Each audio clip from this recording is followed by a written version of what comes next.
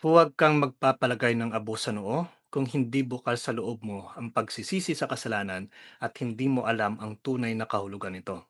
Remember that you are dust, and to dust you shall return. Amen. Peace be with you.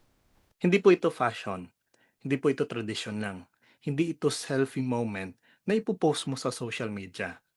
Ang abo po sa noo ay hindi dekorasyon, ito po ay deklarasyon.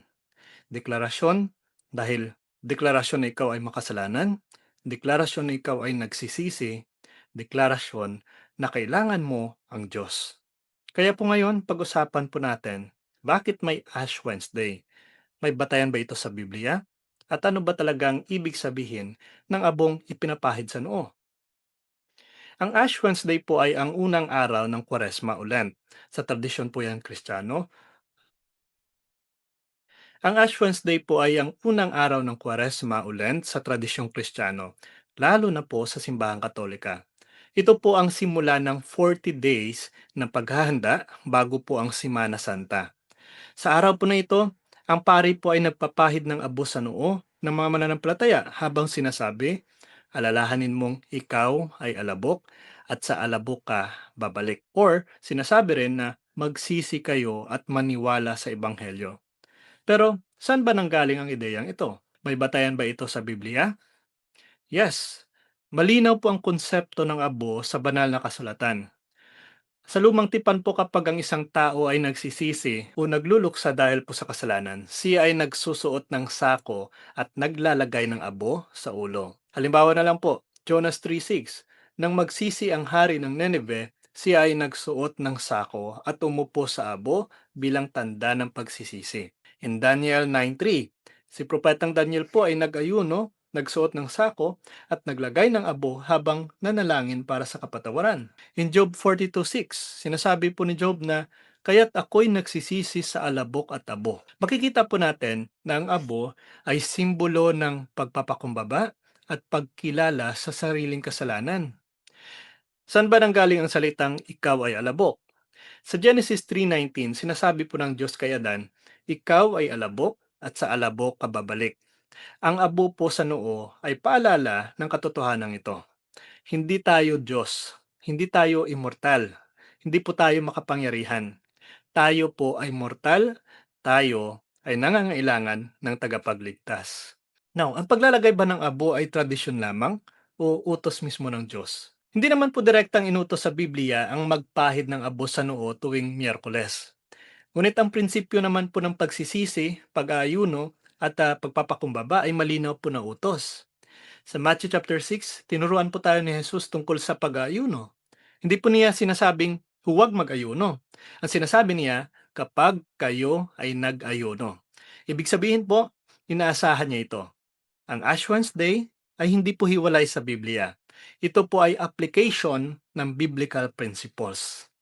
Now, ano ba ang kahulugan ng abo? Una po, paalala ng mortalidad. Ang abo po ay galing sa sinunog na palaspas noong nakaraang Palm Sunday. Isang bagay po na dati ay masigla, ngayon po ay abo.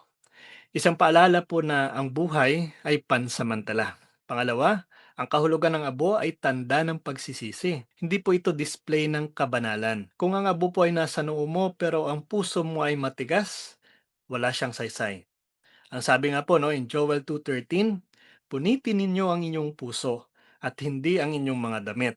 Mas mahalaga po ang pusong nagsisisi kaysa sa panlabas na simbolo. Pangatlo, ang kahulugan po ng abo ay simula ng Kwaresma. Ang Ash Wednesday po ay simula ng 40 days na paghahanda bago ang Pasko ng Pagkabuhay. Ang bilang po na 40 ay may malalim po na kahulugan sa Biblia. 40 days na nag-ayuno po ang ating Panginoong Hesukristo, 40 years ang Israel sa disyerto, 40 days ang baha sa panahon ni Noe. Ang 40 po ay panahon ng paglilinis at paghahanda. Ano bang babala ng ating Panginoong Hesukristo? In Matthew chapter 6 verse 16, sinasabi po ng ating Panginoong Hesus, kapag kayo'y nag-aayuno, huwag kayong magmukhang malungkot tulad ng mga mapagpaimbabaw. Ibig sabihin po, huwag gawing performance ang pagsisisi. Kung ang Ash Wednesday po ay para lang sa litrato, para sa validation, o para masabing religious ako, ako po, maling diwa po yan. Now, may mga nagsasabing wala yan sa Biblia, tradisyon lang yan ng tao. Ang sagot po natin dito, ang simbolo po ay nasa Biblia. Ang prinsipyo ay nasa Biblia. Ang pagsisisi ay malinaw na utos. Hindi po lahat ng ginagawa ng simbahan ay literal po na naka-format sa verse and chapter style, kagaya po ng pamamaraan ng ibang sekta. Hindi po tayo word for word. May mga bagay po na practice ng unang Kristiyano na batay po sa prinsipyo ng kasulatan. Now, ano bang dapat na disposisyon natin? Kung magpapalagay po tayo ng abo, may pagsusuri ka ba ng konsensya? May plano ka bang magbago? Handa ka bang talikuran ang kasalanan?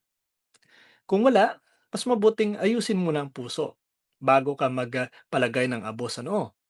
Dahil po ang tunay na layunin po ng Ash Wednesday ay hindi po marka sa noo, kundi marka sa puso. Ang mas malalim po na mensahe, ang abo ay hindi tungkol sa kamatayan lang. Ito po ay paalala na ang pagkabuhay, hindi ka lang babalik sa alabok. May pag-asa ng muling pagkabuhay kay Kristo. Ang Kwaresma po ay hindi panahon ng lungkot lamang. Ito po ay panahon ng pagbabalik.